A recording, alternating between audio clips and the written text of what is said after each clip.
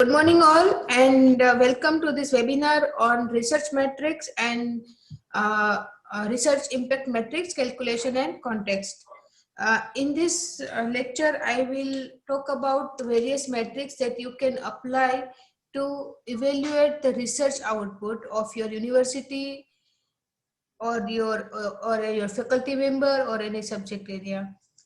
Okay, so first we will start what is the bibliometrics. I hope most of the people who are coming from library science, they know the word bibliometrics, but other people, sometimes they don't know what is actually bibliometrics. So it applies the statistical formula to evaluate the research output or scientific activity in any particular subject area or journal or a country or a university or any entity you can take. So if you want to evaluate what are the research going on in this area, then you can apply various bibliometric indicators. Now, before I'll start, why we need to evaluate our research. We will talk about what is the need that we need to evaluate our research. So the first is cost of subscription of peer review literature, and another is to set up the lab and infrastructure at university. For that, university is spending lot of money for subscription of e-journal and setting up a lab, and for that it is very useful, or it is they have to give justification what is the outcome for that, and for that they need to evaluate their research output. Another is fund allocation. For government funding, before fund any research, they want to have their research output and what is the research activities going on in particular areas or universities. After that, they start funding. So for that, you need to put on your research evaluation report. Then the government funding every year it's increasing. So yeah, for applying any funding, you need to evaluate your research output. Then another is identifying new areas of research. Before you pursuing your research, you should know what are the thrusting area of research, what are the areas that are more productive, where to pursue your research. Let's say you are a PhD scholar and you are pursuing research, and for that you need to identify where to start my research. And for that you need to identify, let's say you are from computer science background, and under computer science, if you are right now, if you pursue any research on Web 2.0 or any software application and anything, whether you will get any citation? No, because these are decline areas. In 2000 or 2002, everyone was talking about this Web 2.0 activities and social media and whatever. But right now, if you are pursuing research on a big data, open data, and what is the semantic web, these are the new areas of research. There, if you pursue your research in this area, then definitely you will get citation. So keeping with the time, you should know where, what are the thrusting area research and where to start. The same way, identifying decline areas of research. What are the areas that are declining?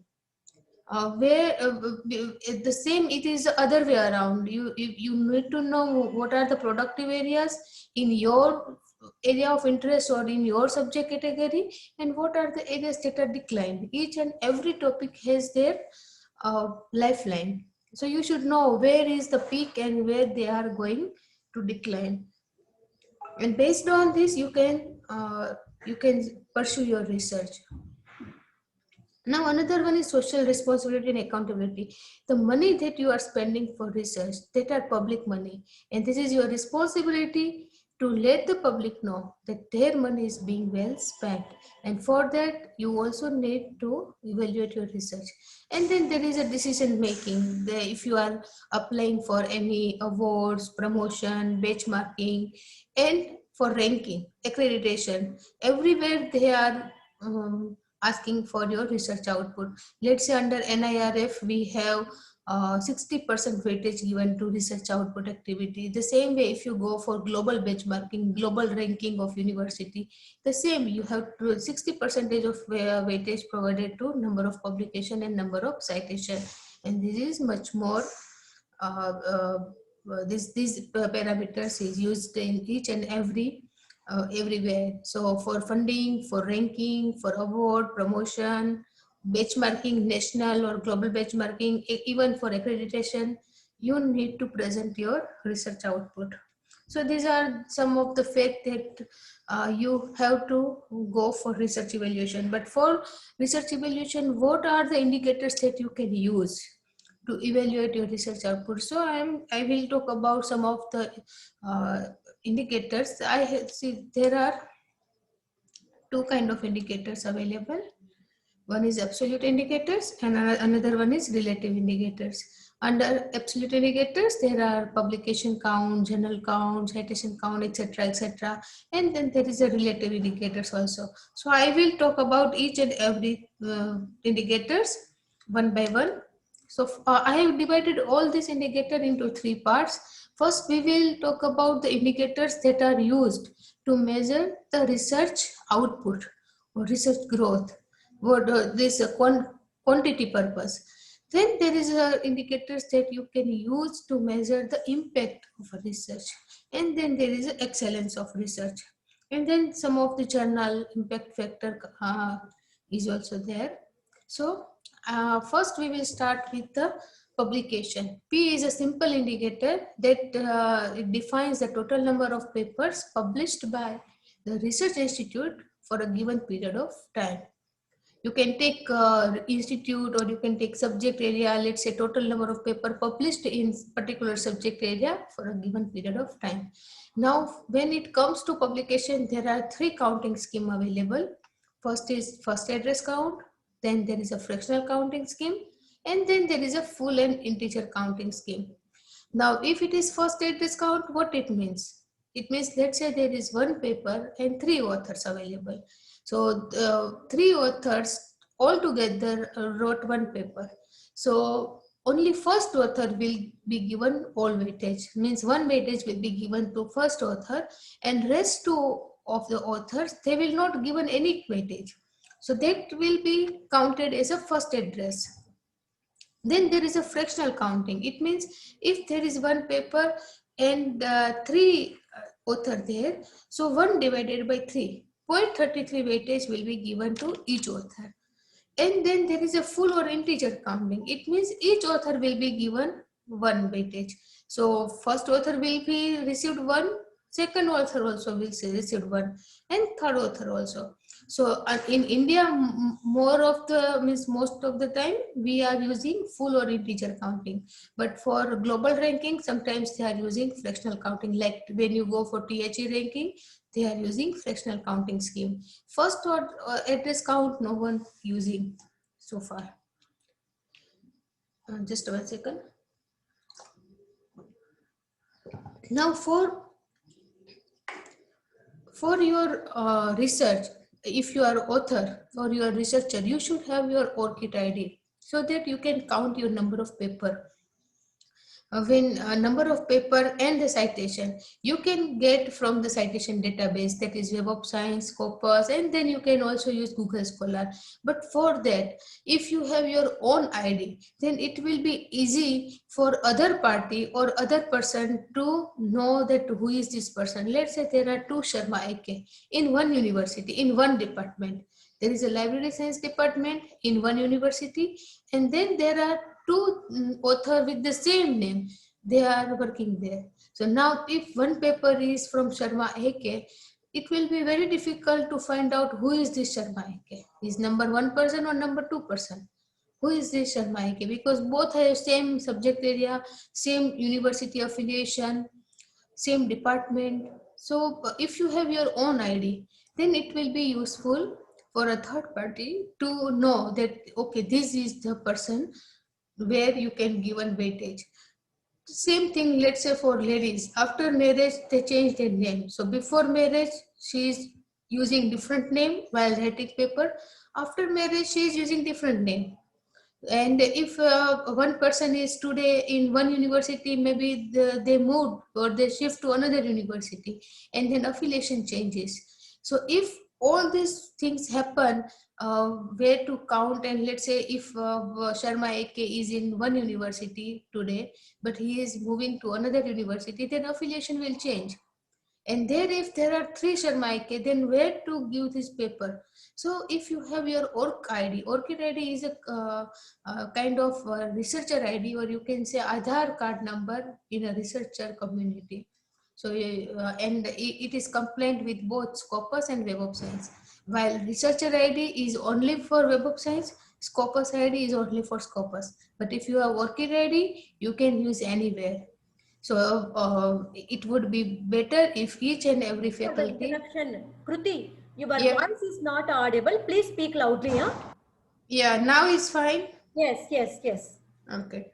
So what I'm talking about is ORCID ID, that you should have your own ORCID ID. If you are a researcher and if you are writing any paper, first thing you have to do is create your ORCID ID, so that you can identify these many papers are yours, and you can see how many citations you received. Now, measuring the growth of publication.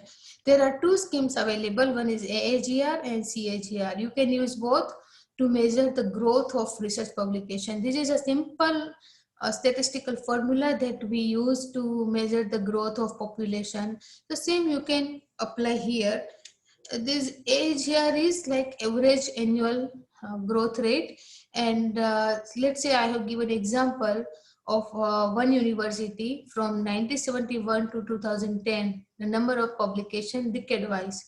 So from one decade it is 429 publication, another decade it's 706 paper. Likewise, the university has a number of publication. Then you can apply this formula.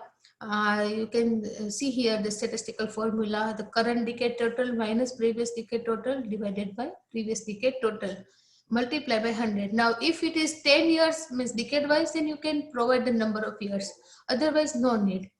So applying this formula, you will get that first decade 6.46% growth rate was there. The another decade there was 4.60%, and the third year. So year wise you can get, and then you can take average of all 3 years. So simply you can say 4.85% growth rate is there in last 40 years in particular university. So to measure the growth rate, you can apply this formula, and you can apply this formula also, compound annual growth rate. You will find the calculator for this in Google.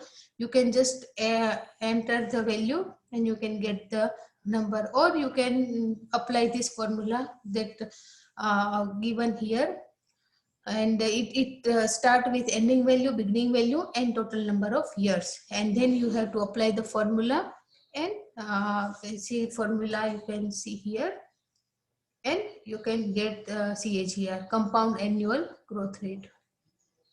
Now let's say if you have both the growth with you, then you can depict this figure into table and chart. So I have taken example of one university, and in this university they have different departments, so each subject area and number of publication in each decade and the total number of publication. And then you can see annual growth rate from here, from this to this, this to this, and this to this, what are the growth rate, and then average annual growth rate, and you can predict the same over this spider chart. Now you can see this university has more number of paper in engineering technology and physical science, social science. Okay, and you can see here the each and every subject area and their growth rate. Now we will see about measuring the impact of research publication of an institute. Citation, the first very basic indicator is citation. Now everyone must know what is citation. If I write a paper and if you are citing my paper, I will receive one citation. Kruti, please adjust your mic. My mic is just near, it is here only. I think it's fine. Am I audible? Yes, please speak loudly. Uma Maheshwari Devi. Hello, Uma. Vani madam. Audible, it's audible. Yes, yes, yes. Kruti, continue. Please Yeah, speak loudly. Yeah? you can increase the volume of your PC. Maybe it may be slow, so you can check at your end. Yes, yes. Uma, please check your device. Rajani, is it audible? Yeah, it's very clear, madam. Okay, okay. Kruti, continue. Okay. Because somebody reporting at chat box, that's why. Okay. Okay. So I request please increase the volume at your PC because it is fine over here. Now first is citation. Citation is total number of citation that received by you. Let's say I write one paper and another person, they are citing my paper and they put my paper's name in their reference section, then I will get one citation. Now, how you will get the citation without self-citation? Means I have to remove my own citation. Then I will get citation without self-citation. So I request all to please mute your mic so that there is some background noise is there. So citation without self-citation, when it comes to author, they have to remove their own citation. But when it comes to university, they have to remove the citation received from all their faculty members. Let's say from InfluentNet Center, if I'm counting citation without self-citation, it means citation received by my colleagues. I have to remove that citation also. Now, why these indicators came into existence? Because in university there is a scheme that you cite my paper and I cite your paper, or guide, they ask all the students to cite my paper. So because of these things, it is very difficult to see what are the actual impact of the paper, because they will receive the citation from faculty or colleague. So that is sometimes this is not possible. So you can also use citation without self citation. Then there is a mean citation score. So mean citation score, it means average number of citation, total number of citation divided by total number of publication. Let's say I have 10 publication and I have received 60 citation. So total 60 citation received from 10 publication. So 60 divided by 10, it means 6 will be my citation, a mean citation score will be 6. Now real average citation. What is real average citation? It means if let's say I have 10 paper and 60 citation, but this 60 citation is received from only 6 paper, not all 10 papers. Only 6 paper have this 60 citation, rest of the 4 paper have 0 citation. It means if you have 6 paper and 60 citation, so 60 divided by 10 means average citation, but 60 divided by 6 means real average citation. You are counting paper which has at least one citation. So 60 divided by 6 will be your real average citation. Now cited rate. Cited rate means same way, let's say I have 10 paper and out of 10 paper, 6 paper has a citation. So 60 will be my cited rate. And then what is the percentage of non-cited paper?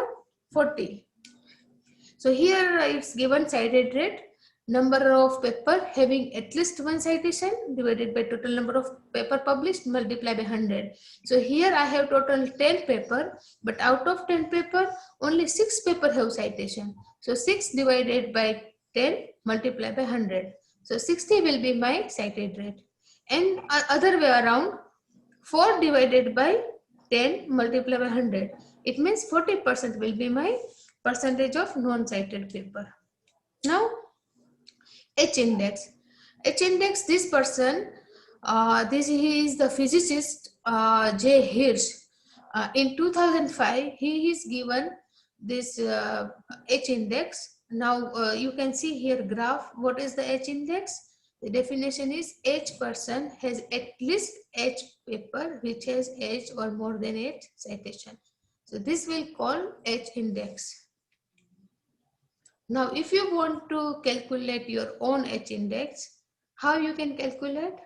So this is the simple formula. You have to, let's say I have 10 paper and I have received different citation from each paper. So I will arrange my paper from highest citation to lowest citation. So out of 10 paper, whichever paper has more number of citation, I will put it at number 1. Then there is a second number of paper, then there is a third. Likewise, highest citation to lowest citation, I will arrange all my paper, and then I will see where this both number get equals. So this will be my H index. So what I can say here, I have at least 7 paper which has 7 or more than 7 citation. See, this paper has more than 7 citation. Number 2 more than 7, 3 more than 7. Likewise, 7 paper has more than 7 citation. But when it comes to 8, citation is not more than 8, but it is below 8, 4. So I have 7 paper. Now let's say in future this will increase to 9, not 7 but 9. But still my H index will remain 7 because I have 7 paper which has 7 or more than 7. 9 will be more than 7. But when here it will increase 4 to 8, then my H index will increase from 7 to 8. So this is how you can calculate that I have at least this much of paper which has the same number or more than that citation. That will call H index. Now there is, you can say in H index there is limitation and there is benefit also. Benefit in terms of H index is not calculates only number of citation but number of papers also. So if you should have quality plus quantity. If you have only quality, no matters. If you have only quantity, doesn't matter. Let's say one paper, one person, you are comparing 2 person from your university, Professor 1 and Professor 2. Now both are good and one professor has 1000 citation, but 1000 citation, they have only one paper. One paper is very good and it received all kind of awards, and this paper has 1000 citation.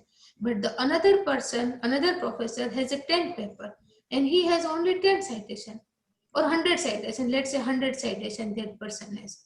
Now comparing to citation, one author has 1000 citation, another author has only 100 citation. One author has one paper, another author has a 10 paper.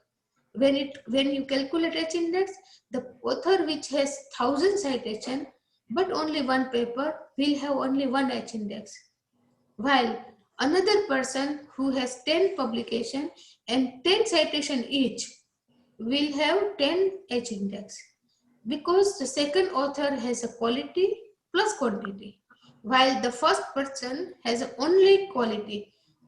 In terms of quantity, they have only one paper. Let me give you one example. There are two professors, Dr. Dew and Dr. Brown. Now both has 10 publication. The first person has a 10 publication. The second person has a 10 publication. When it comes to citation, both are equal. Both have received 60 citation.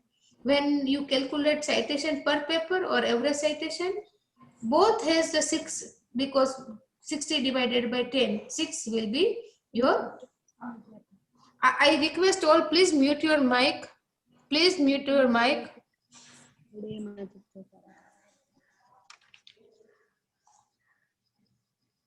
Yeah. So 60 divided by 10. So 6 average citation in both the case. But when it comes to H index, there is a difference. So this person has, first paper has a 10 citation, second has a 9, third has a 8, then fourth has a 8, fifth has a 8, and sixth has a 6. So this is more than 6, this is more than 6. So 6 number of paper, 1, 2, 3, 4, 5, 6. This 6 paper has more than 6 citation. So 6 will be H index for this case. While in this case, first paper has 58 citation and second paper has 2 citation, but rest of the paper has 0 citation. So in this case, 2 is a number 2, 1 and 2 H index. So see, in terms of number of paper, number of citation, average citation count equal in both the cases. But here only 2 paper has a citation, while here 6 paper has a citation. More than 6. So H index is different. So you should have quality plus quantity, both, if you want to increase your H index. Now there is one more index that is called I10 index. I10 index is provided by Google Scholar in July 2011, and it indicates how many paper I have which has 10 or more than 10 citation. So same calculation, you have to arrange all your paper from highest citation to lowest citation, and you have to see how many number of paper which has 10 or more than 10 citation. So here you can see I have 6 paper which has 10 or more than 10 citation. In future, when this 7 will become 10, then my H index will also become 7. So likewise, how many number of paper which has 10 or more than 10 citation will be your I10 index. So after applying all this impact formula, you can calculate over here that in one university, different subject area, and how many number of publication are there, citation plus self citation, or you can use citation without self citation, then publication having at least one citation, what is the real average citation score, what is the cited rate in each subject category, what is the percentage of non-cited paper, and what is the H index. And you can depict in this figure. See, this is a 4-dimension graph. In first axis, you can see cited rate, another real average citation. Size of the ring provides the number of publication, and color of the ring indicates the subject category. Now measuring excellence of research publication. What are the indicators are there which you can use to measure the excellence? So there are two public indicators available. One is highly cited paper and one is JCR quartile 1 paper. Now what is the highly cited paper? There is a misconception in terms of highly cited paper. You will see if my university has 500 papers, so I will take top 1% highly cited paper. That will become my highly cited paper. But it is not true. In terms of highly cited paper, you have to take world average and you have to normalize with 3 areas. One is subject, one is year, and one is subject and year, both you have to take. So each subject and each year of the world you have to take 1%.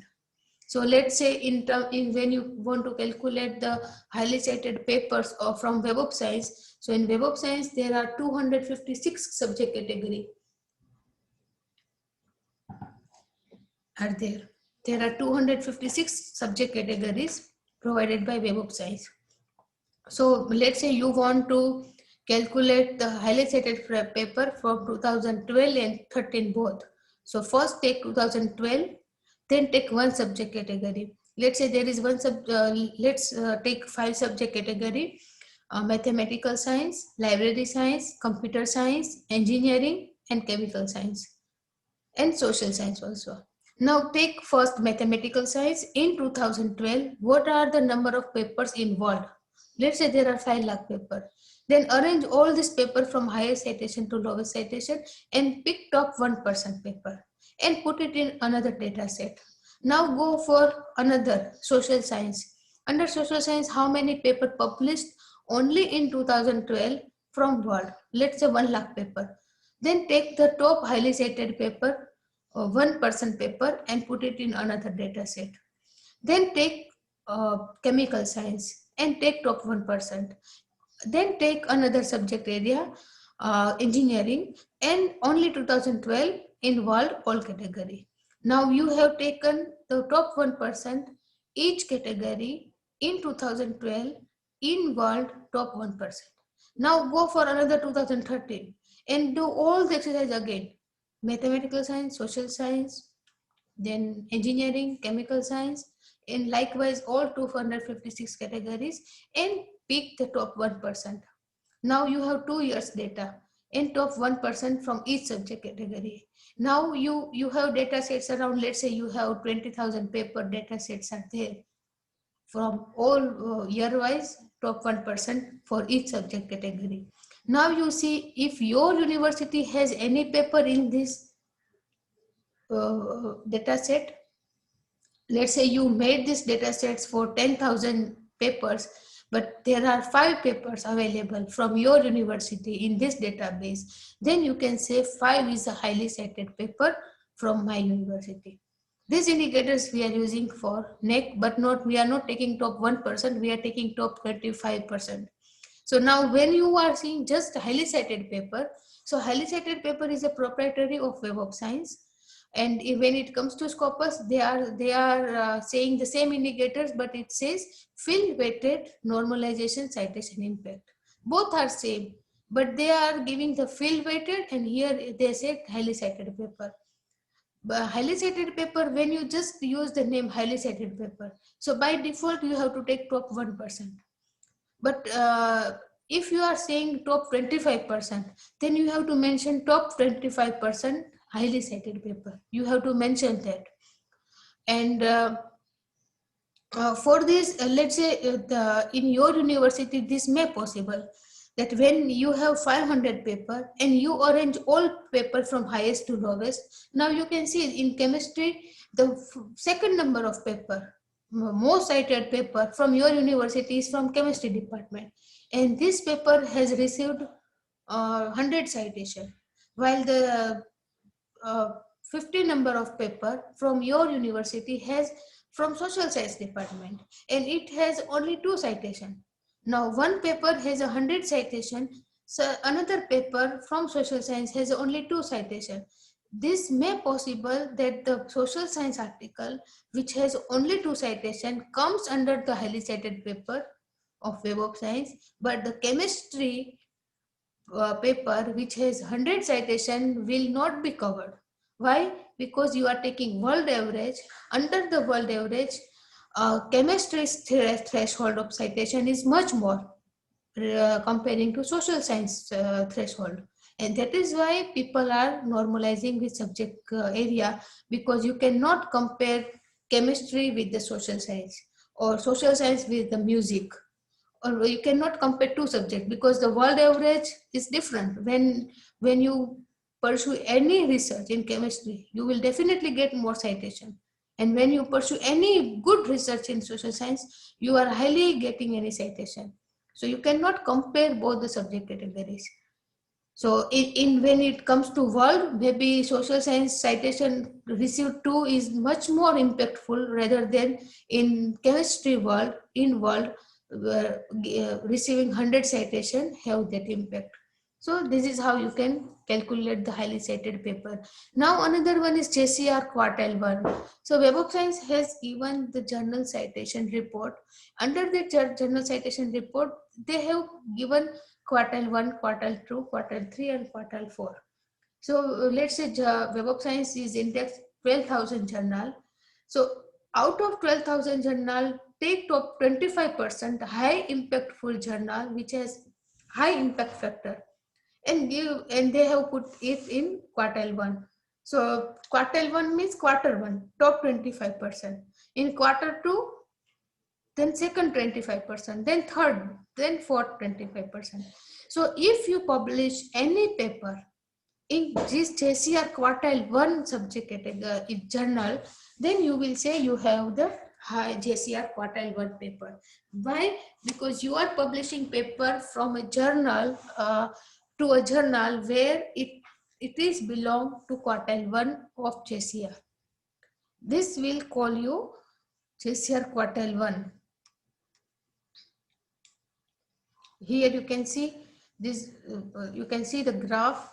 There is a quartile 1, quartile 2, 3. So if you publish any paper in this journal, then you will see JCR quartile 1. Now measuring correlation. There are 2 correlation coefficient metrics are there. One is Spearman rank and another is Karl Pearson correlation. Now for correlation, you have to calculate the 2 variables and see the dependency of both the variables. Let's say first variable, if you are taking, what is the dependency of another variable? So for my calculation or for my research, I have taken usage and number of publication. So if there is usage is there or number of download is there in your university, what are the number of publication, and is there any Is there any correlation between these two variables? You can see number of download each year. If there is increase in number of download, whether there is increase in number of publication. Here I have taken X and Y, number of faculty member. If number of faculty member increase, whether number of article will increase or not. So you can calculate this, let's say in year wise, number of faculty and number of articles, each faculty and articles. And you apply this formula, 6 sigma d square and n square minus 1. Here you will get R is equal to 0.90. It means how you can interpret R? R is coefficient. 0.90 means there is a strong correlation. If it is more than 0.60, it will be a strong correlation. If it is a below 60, then there is a no correlation. So a strong correlation means if you increase or decrease X, Y will increase or decrease. So it means if you want increase number of articles, you have to increase faculty member, because correlation is strong. The same you can predict this formula. This is the same formula, but here they are using rank. They are providing rank, and here they are using the mean value. So mean of this X and mean of the Y, and then they apply this formula. In both the cases, you can see if there is a number. Here I have taken example of number of download. You are providing you are providing the access to e-resources, and what are the number of downloads? So if the number of download increase, whether there is increase of number of publication, and if it is strong correlation, it means yes. So here I have taken the example of Indus ICT Consortia and UGC Infonet Digital Library Consortia.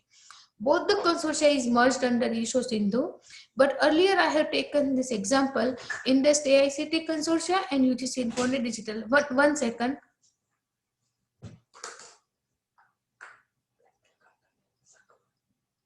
Half an hour.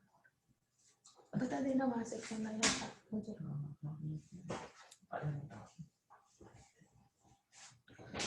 Sorry for the disturbance. Something urgent came up. So there are two Indus ICT Consortia and UGC Infonet Digital Library Consortia, and both the under Indus ICT Consortia, access has been given to 65 NITs, IITs, and IIMs. And under UGC Infonet Digital Library Consortia, access were given to 219 universities. So I have taken the 65 IITs and CFTIs and taken their number of downloads and number of publication. Same way in UGC Infonet Consortia, 219 universities, their total number of download and their total number of publication. So under Indus ICT Consortia, the correlation is 0.97, and here is also 0.90, more than 0.90. So what it means, there is a strong correlation between number of download and number of publication. And then I have provided this in this subject. You can see over here from 1976 to 2003, there is a, you can see there is a straight line when it comes to number of publication. This is from all 65 CFTIs.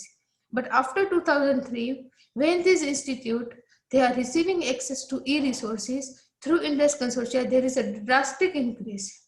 The same way in UGC Infonet Consortia, there was a straight line, but after 2004, there was a drastic increase in research. Here you can also see, this is a group-wise institute, and you can see after 2003, there is a drastic increase, and here also. It means when the faculty member and student, they are getting access to e-resources, their research increased. This is also with the average citation increase. Now analyzing active and passive areas of research. Now let's say in your university, you have 5 departments, and each department, if you want to see which department is more active comparing to other department or comparing to other subject areas, then you can use this relative specialization index. How you can calculate?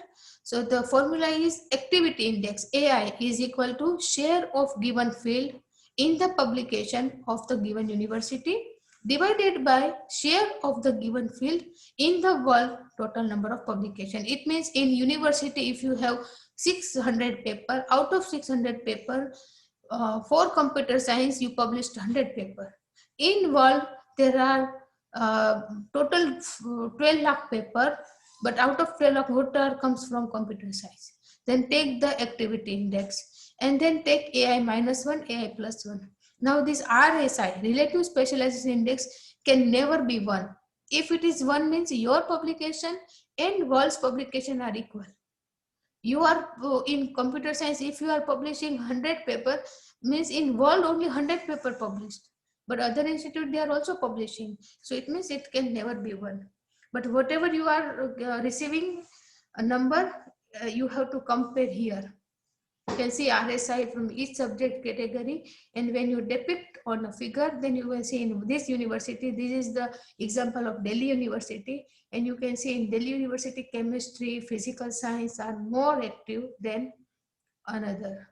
Maybe in comparing to engineering and other, chemistry and physical science, this both subject area more active. And you can also compare in world, India and University of Delhi. A relative citation impact is the same, but in specialization index, here we are taking number of publication, while here we are taking number of citation. This is a relative citation score. So citation per paper of institutes, the institutional output, and citation per paper of a country output. So what is the citation per paper of your institute and what is the citation per paper of a country in particular subject area? Then you will get your relative citation impact. Then there is a collaboration index. Now collaboration is more important when it comes to publication or research. Why? Because let me give you one small example. If you are posting anything on Facebook, I think you already know this social platform at Facebook. Now you are posting something on Facebook, and if you not sharing this or not taking your friend, how many like you will get? But if you want more likes, then what you will do? You will take 1, 2, 3, 4 friends. Then their friends will also take whatever you take. Their friends will also like your post or they will share your post. So first, when you post something on Facebook, but you are not taking anything, it means only your friend can see this. But when you take someone, so the people you are taking, their friends can see and they can also like. So the more you take, the more like you will get. The same, the more you will collaborate, the more citation you will receive. So if you want to have more citation, you have to collaborate. And let's say if you are collaborating with your institute, then the researcher or community from your colleague, they will like. But when it comes to international level, you will go with another institute from your country, then you will explore or you can expose your research to country level, and you can take the collaboration with international level.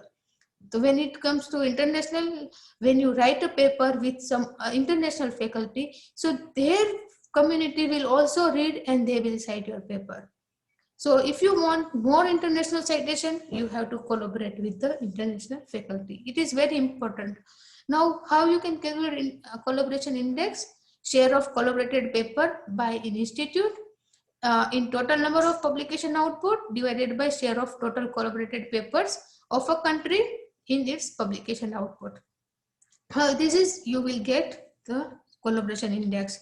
And international collaboration index, share of the international collaborative papers of institute and share of international collaborate output by a country, and divide both value and you will get international collaboration index. Now journal impact factor. You already know what is this journal impact factor. It takes the number of citation and number of publication and divide. But how you can take, let's say you are calculating the journal impact factor in 2008. Then you have to take 2006 and 7. 6 and 7 take, and in 2006 issue, let's say in this journal, it is monthly. So in 2006, you will get 12 issue. In 2007, you will get 12 issue. In this 12 issue, how many paper published? So in 2006, 50 paper and 750 paper. So in both the year, you will get the 100 number of papers. And what is the citation of this 100 paper in 2008? So you have to take number of citation received in 2008 of this 100 paper. So whatever citation you will receive, let's say you get the 1000 citation. So take the 1000 divided by 100. Whatever number you will get, that will be your impact factor. Only thing here, it takes only citation divided by total number of publication. But the important thing you have to remind, or you have to mention is the year that you count for number of citation and publication. Now, why they are taking the citation in 2008, paper published in 2006? This is because it takes at least 1 year to get citation. If I publish a paper today, tomorrow I will not get a citation. Day after tomorrow I will not get citation. It will take at least 1 year. Why? Because once I will publish my paper, it will be indexed in some indexing journal, indexing database, then people will read, they will also write, and they will publish. All this procedure will take at least 1 year. So after 1 year, you will get citation. But for another, there is a, see here I have given the example of just impact factor. But then there is a, another is immediacy index. Immediacy index is if you want to find journal where to publish. If I published in journal A, then the same year I will get citation. So you can take the immediacy index of all journal in your subject category, and you can see where to publish so that I will get more number of citation in same year. Okay, so in here it takes the same number of citation divided by same number of publication. It will say immediacy index. And now these are some of the metrics that I have not included, but this is the basic indicators. Then there is a bibliometric indicators. Then there is H index based indicators. Then Altmetrics indicators. So you can see, and you can also go through and you can read about this in future. So this is all. I thank you very much. And if you have any question, I'm happy to answer.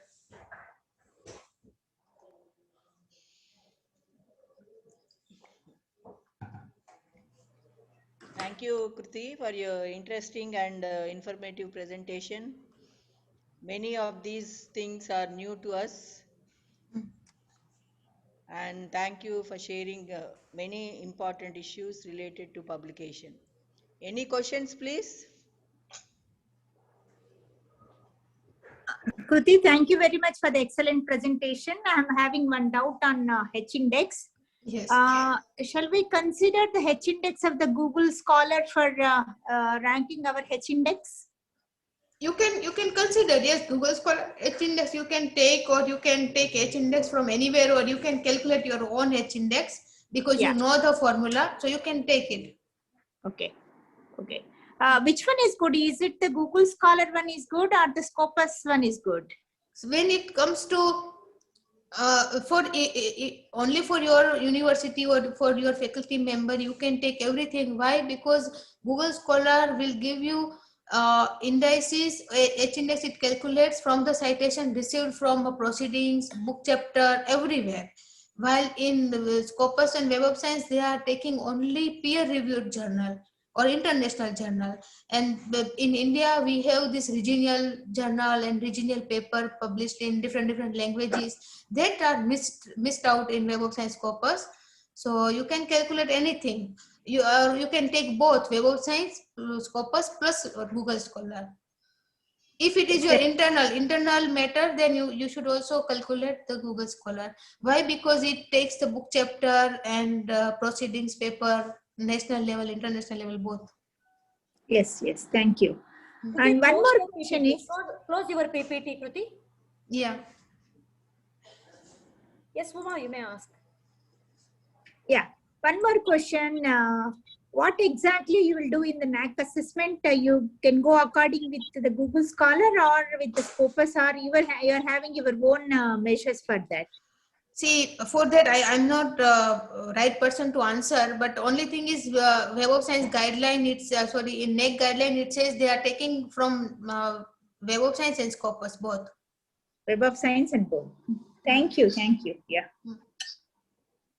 Hello. Yes. Hello, Kruti. Good morning. This is Hmm. Dr. Rajini. Hmm. Can we consider the H index of ResearchGate also? See, H index, when it comes to H index, you can, the proper formula of H index is total number of paper, which has, I have this number of paper, which has, if I have 7 paper, then I can say 7 paper, which has 7 or more than 7 citation. That will be your H index. Now you can calculate from anywhere.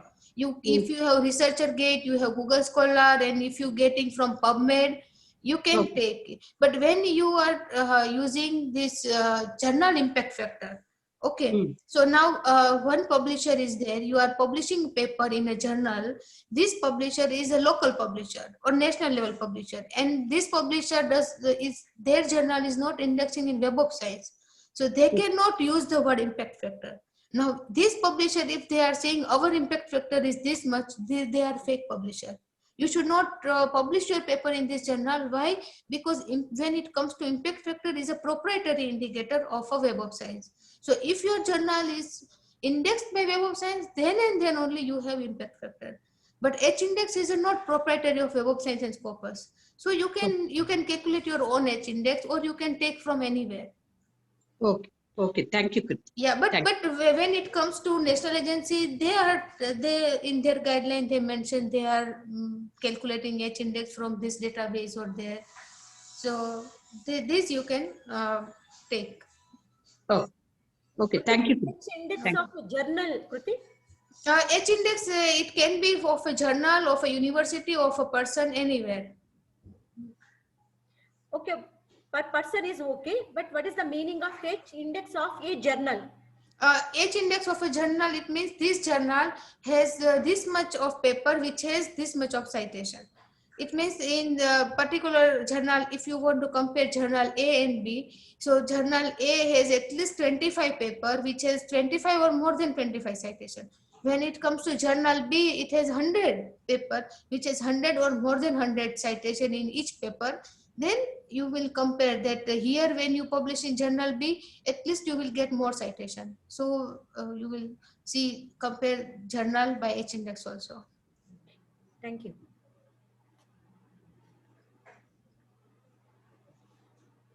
Yes.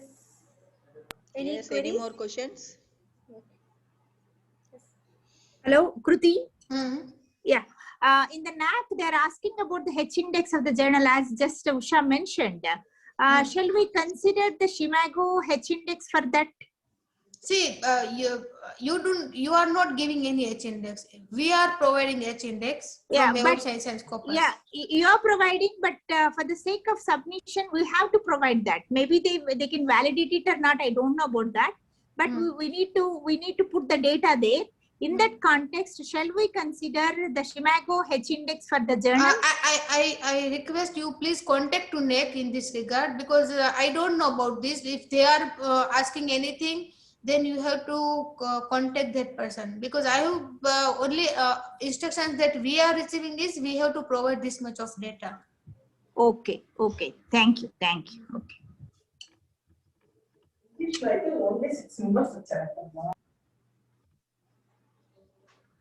Hello, Yeah. Kruti, this is Kishori from Biotechnology. Hello. Actually, the some of the journals they are giving their impact factor like 1.2, 2.5 like that.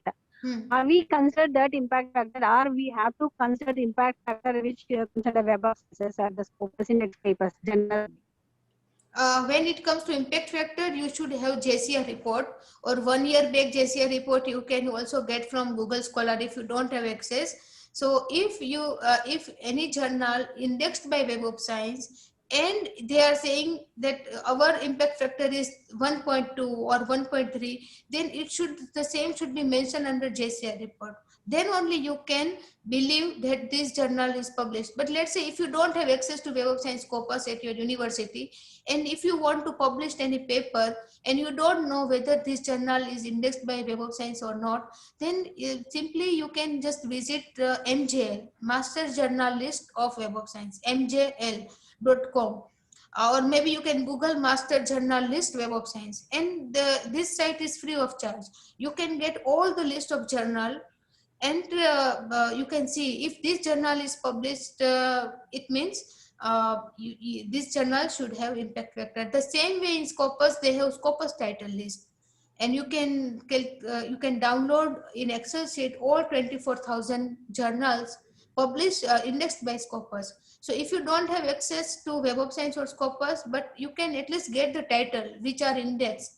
So let's say if you are publishing in NI, if you are applying for NIRF and you don't have access to any database, then what you can do is you can just take the number of journal and collect details of paper published from faculty and see now how many paper published in this year from this journal. This is how you can calculate total number of paper. Kruti, from my side, one question. That is, our scholars, they published one paper in 2017. At the date, that journal is in the UGC listed journals. Whereas at present, the journal name is not there in that UGC listed journals. Correct. How to get back that information if this is not available on the web also? Now see, some agency, they are using, if date 2070, if that journal is available in UGC, they consider that journal. But some of the agencies, they are not considering this. If at present, because the data is not available at that time, maybe in UGC care, and if it is available, then it is hard to go and calculate each and everything manually, whether at that time, because when it comes to national level accreditation or ranking or any evaluation of your university, and you have 10 journal, each university has 10 publication, which at that time it was there, but right now it is not there. Then this cross checking everything is manual work, and they don't want to go for this manual work, so sometimes they don't consider.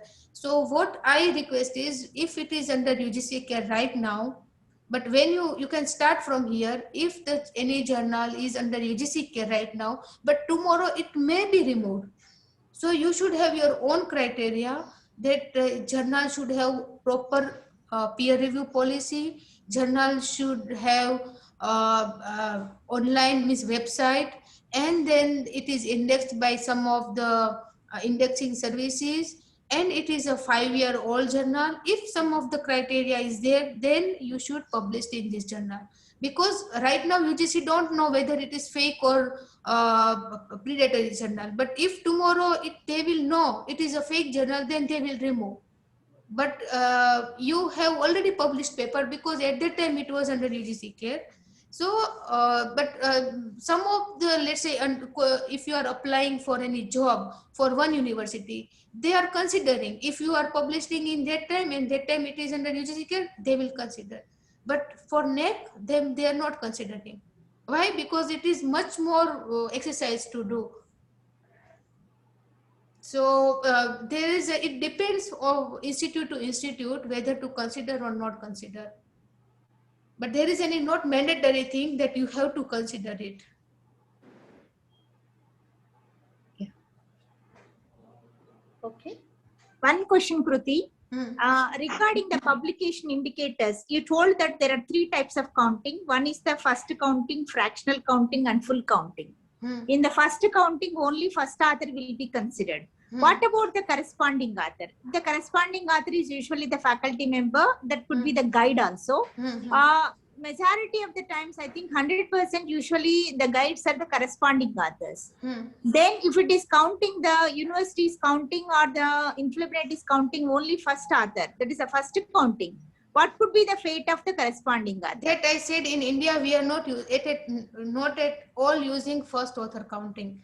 but there Okay. is a scheme available. But if you are Okay. using first counting scheme, then only first author, no corresponding author will be counted, only first author will be counted. But in India, we are using full or integer counting only. Okay. In the full counting, if the two authors are from the same, the both are the Yes, faculty, both that is will the get second same one, weightage. third one, Hmm. same weightage. Okay. Mhm. So we can claim the paper both for X as well as for Y. Yes. Okay. Thank you.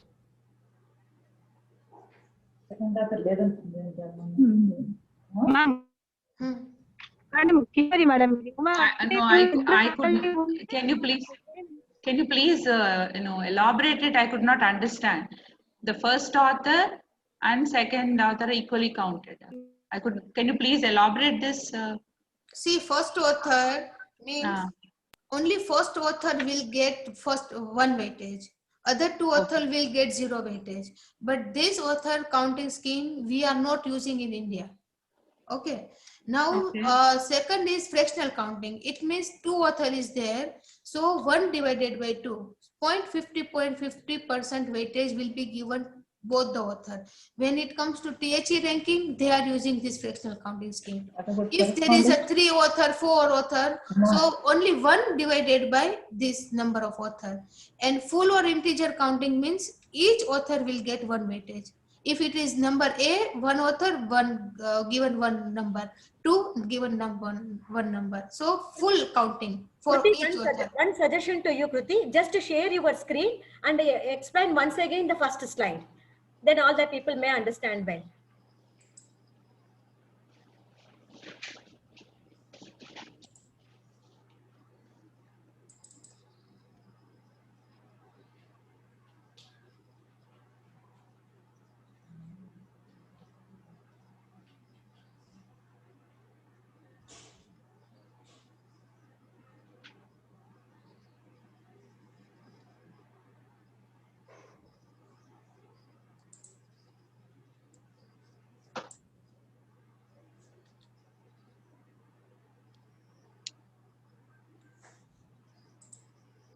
Is there any problem?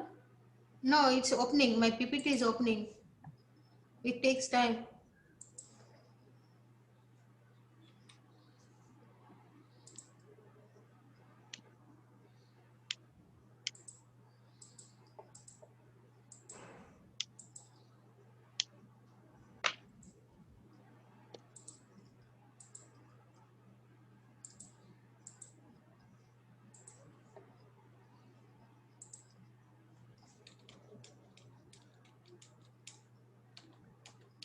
Now you are talking about this, right?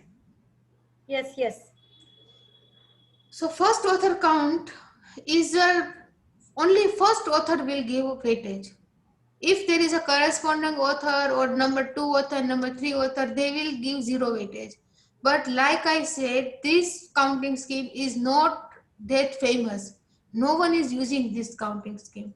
Now fractional counting means, see, I have given 1 divided by n. N means number of author. If paper has 2 author, 3 author, 5 author, 10 author, whatever, you have to divide with 1. 1 divided by 2, 1 divided by 10, 1 divided by 15, likewise. And here is full or integer counting, means if they have 10 author in one paper, each author will give one weightage. A fractional counting scheme is used for global ranking, THE, and we are in India, majority as far as I know, full or integer counting scheme used.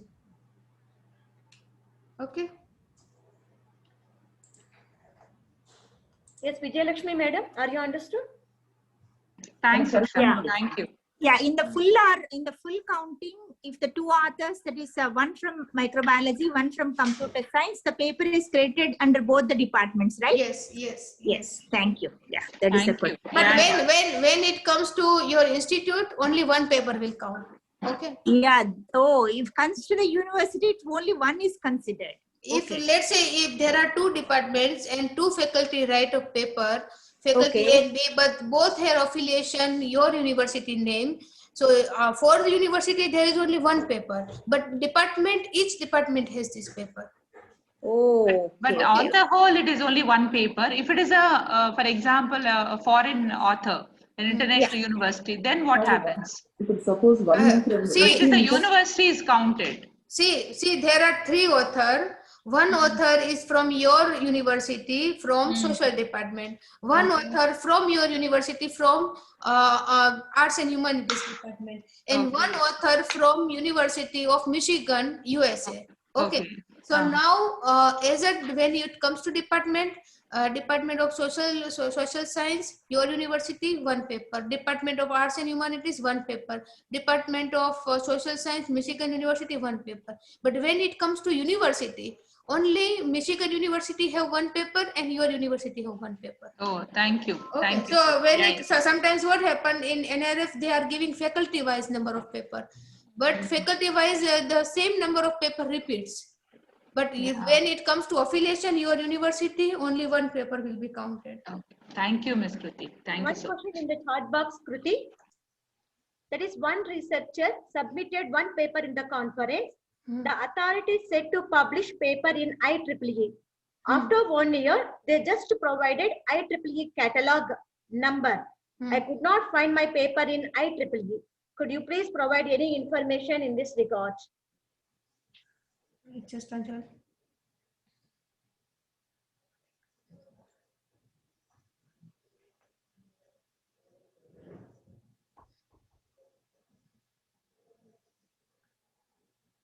Kruti? Yeah, I'm just reading the, see, in terms of IEEE, I don't have any idea that what is there, but you can contact IEEE if you could not find your paper. So if you are submitted paper, but you have to see whether it is published or not published, because it takes time to publish. For a big journal like IEEE, they are taking 6 months to get published. So here I can read is I submitted 1 paper in conference, and the authorities said to publish in IEEE. After 1 year, they just provide IEEE catalog number. So catalog number is different. They should provide your, they should provide approval that they are approving your paper, or some kind of paper number or DOI number. If it is catalog number, it means whatever IEEE has in their list of journals. So where you have to provide, you have to publish paper, that is the catalog. But you should have your article number there. So you can contact IEEE for that. Okay, if it is you have submitted, then is it under peer reviewed? Thank you. Okay. Thank you. Thank you, Usha. Thank Thank you, Usha. Thank you.